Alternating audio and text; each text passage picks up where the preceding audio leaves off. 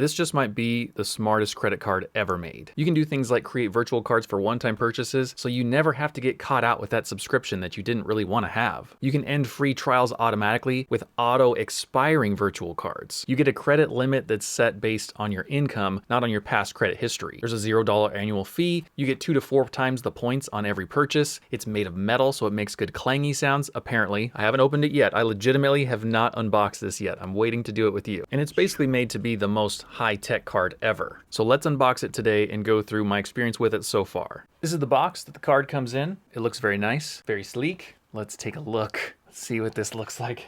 Oh, I can already feel the heft even within this little box. It was in there upside down. Download the app to activate your card. Okay, now the all-important drop test. Oh, it's metal. Sorry, I can't show you the back, can't show you all the numbers, but it's like a really nice semi-gloss finish that I appreciate. It's pretty simple. Let's see how easy it is to activate in the app. Hello. Hi. Can I help you open a can? Sure. After I open this can for my wife. Whoa, man. Trader Joe's salmon in a can. Not a fan. I did not mean for that to rhyme. Ugh. Got my vice grips. Yeah.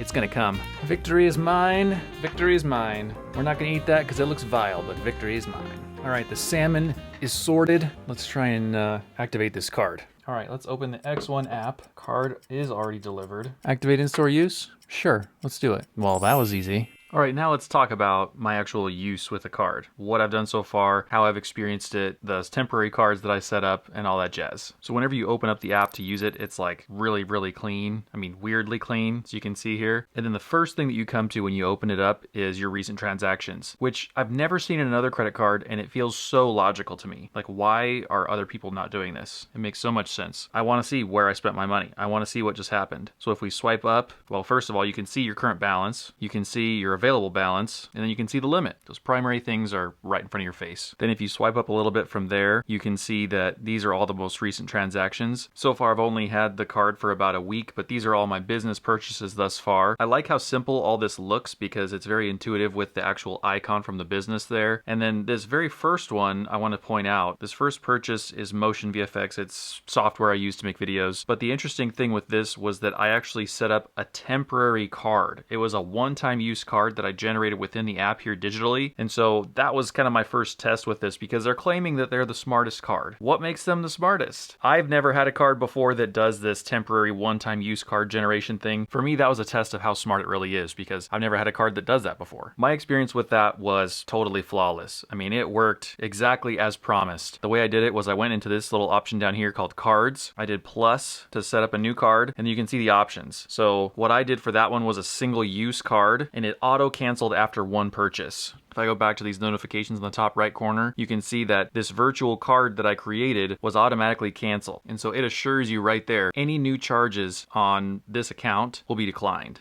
I think that was so cool. I just absolutely love that. I didn't expect them to charge me more than once, but still, it's really cool to see just how seamless that was and how well it worked. Going back to these cards, you've got 3 options. You can make a single use card that auto cancels after one purchase, so it knows it's charged once, boom, it's dead. The next one is a free trial card, which I think this is so smart, and I don't know why more credit card companies don't do this. What this will do is create a card that to the vendor looks totally legit, but after 24 hours, it automatically self-destructs. I think we've all had that experience where you sign up for a free trial of something and then you put in your credit card info because it's required. You think that you're going to cancel. Like, oh, I'm going to get that 1 month of the streaming service for free, then I'll cancel. Stuff happens, life gets in the way, we forget, and instead of canceling, we end up getting charged. And so this makes sure that that can never happen because this way you appease the person who you want to get the free stuff from by giving them a number, but it's going to cancel itself, so you'll never get charged. I love this. I haven't tried it yet, but I love it and I want to try it in the future. And then this last option is a standard virtual card. And so what you can do there is just generate a card that you can very easily cancel. So it feels like that could be something that maybe is a streaming service or is a subscription or something else, but then doing this gives you an added level of control. So maybe you decide to cancel that service or you've moved to somebody else, you can cancel the service and then shut off the card just to make sure. Another use case I could see this for is for like a dedicated project. So let's say I'm gonna remodel our house. Let's say I'm gonna add a pantry where there wasn't one before. I could create a virtual card for the sake of this project because because maybe it helps me on my taxes, or I'm a nerd and I want it to be like itemized. This way I could create that card, I could use it for whatever purchases I need for that project, and then I could cancel it. And I think what they're doing with these is just giving you that added level of customization and control that we would expect. It's 2022. Credit cards should be different than they were 20 years ago.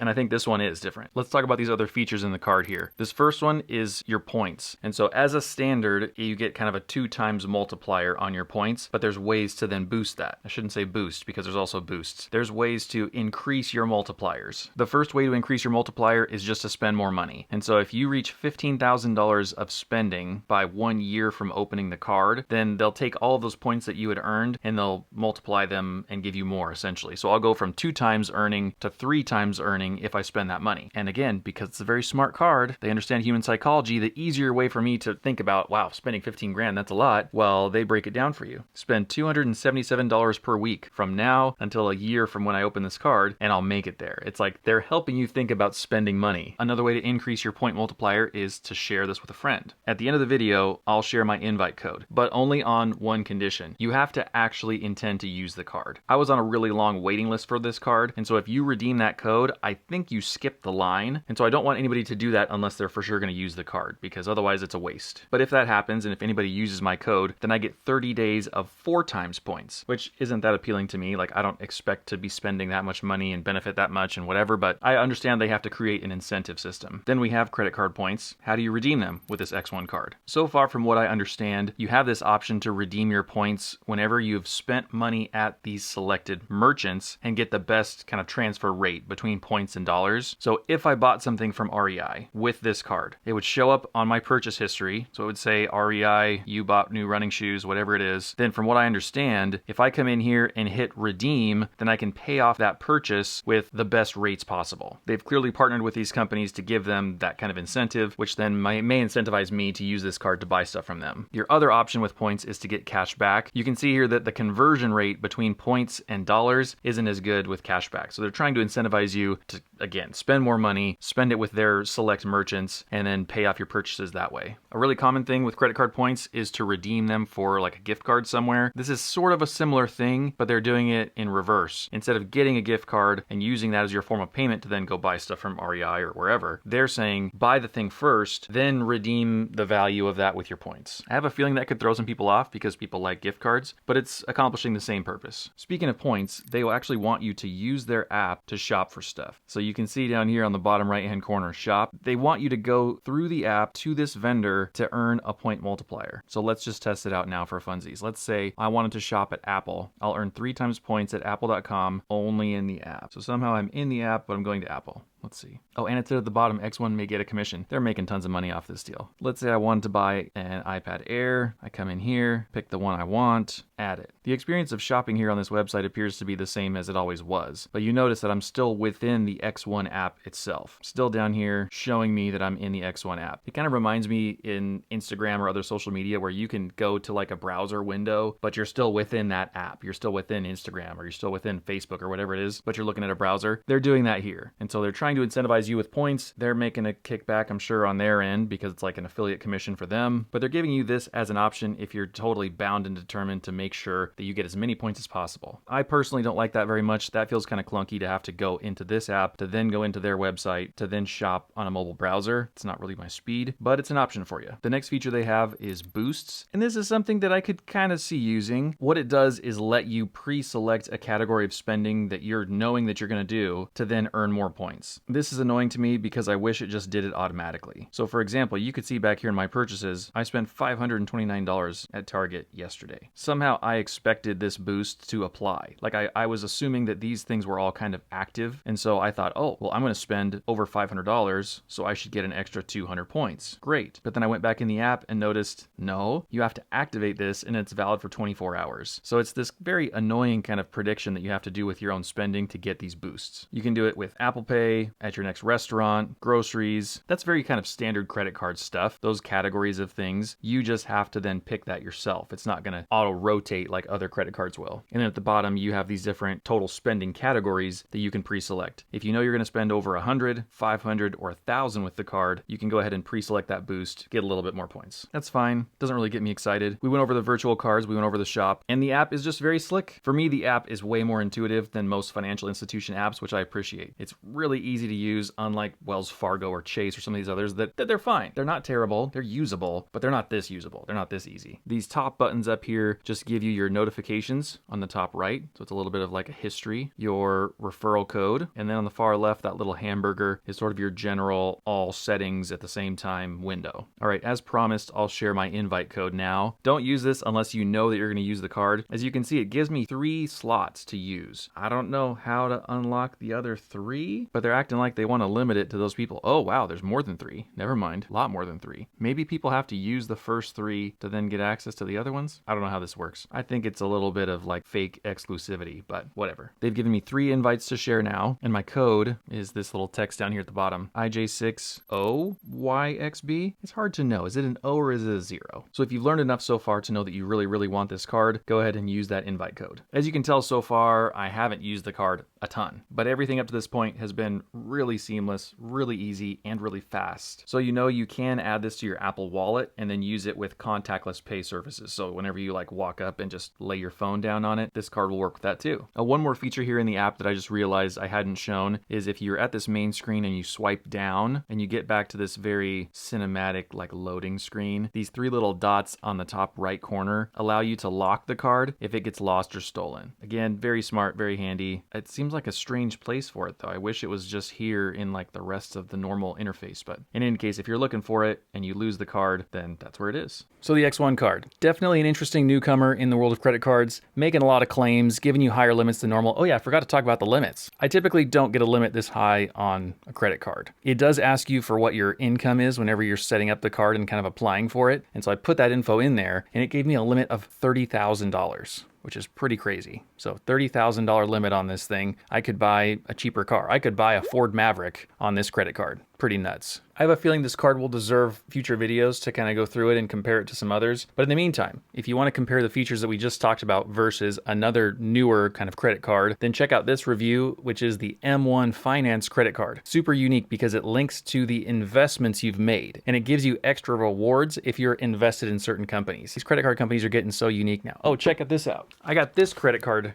pre-approved application deal today that's based on the equity in your home. How crazy is that? Anyway, check out this M1 Finance credit card video.